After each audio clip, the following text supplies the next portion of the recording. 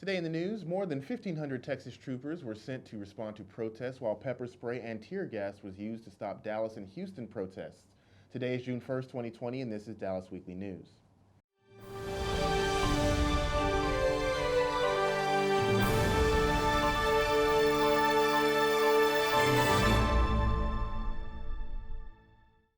Hello, I'm your host, Patrick Washington, and this is Dallas Weekly News. Protests spread across the United States, fueled by outrage over the Houston native and Minneapolis resident George Floyd's death at the hands of police. On Friday, Derek Chauvin, the white Minnesota police officer who knelt on Floyd's neck, was arrested and charged with murder. Saturday, more than 1,500 Texas state troopers were sent to various cities by Governor Greg Abbott to help control protests over the death of the Houston native George Floyd in Minneapolis while in police custody. Governor Greg Abbott said that the state troopers were being sent to Houston, Dallas, Austin, and San Antonio. In Austin, hundreds of people gathered outside police headquarters, and many later marched peacefully along Interstate 35 as police shut down the interstate to traffic.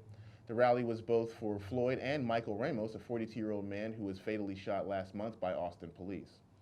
In Houston, Police Chief Art Acevedo said nearly 200 people were arrested Friday during a protest in which many blocked an Interstate 45 ramp and a highway. Chief Acevedo said on Twitter that those arrested participated in unlawful assemblies. Most will be charged with obstruction of a roadway. Law enforcement in Houston used pepper spray to disperse crowds that numbered in the hundreds, and protesters also blocked a Dallas interstate on one officer suffered non-life-threatening injuries. Police said on Twitter, at the protest in Dallas, where a rally was held before hundreds of demonstrators at police headquarters, it escalated when demonstrators marched downtown to an intersection near City Hall. Video from the scene showed them being met by police officers in riot gear and shields.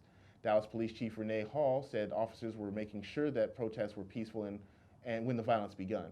She stated all of a sudden bricks started hurling, hitting our squad cars, hitting the officers. I almost got hit with a brick. After a brief melee, a police patrol car was spray painted and demonstrators leapt onto another one. First, a few rocks were thrown towards police, followed by bottles. An officer on a loudspeaker warned to the crowd to disperse or be arrested. Then the tear gas flew.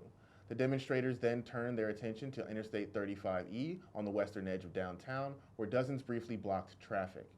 It was not clear how many were arrested in Dallas, and police did not immediately return a phone call seeking comment Saturday. And now, the City of Dallas's hospital capacity report.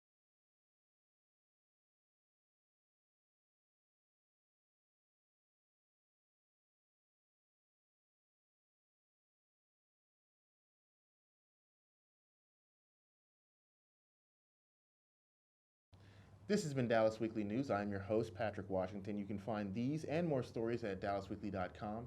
You can follow us on Facebook, Twitter, YouTube, and Instagram.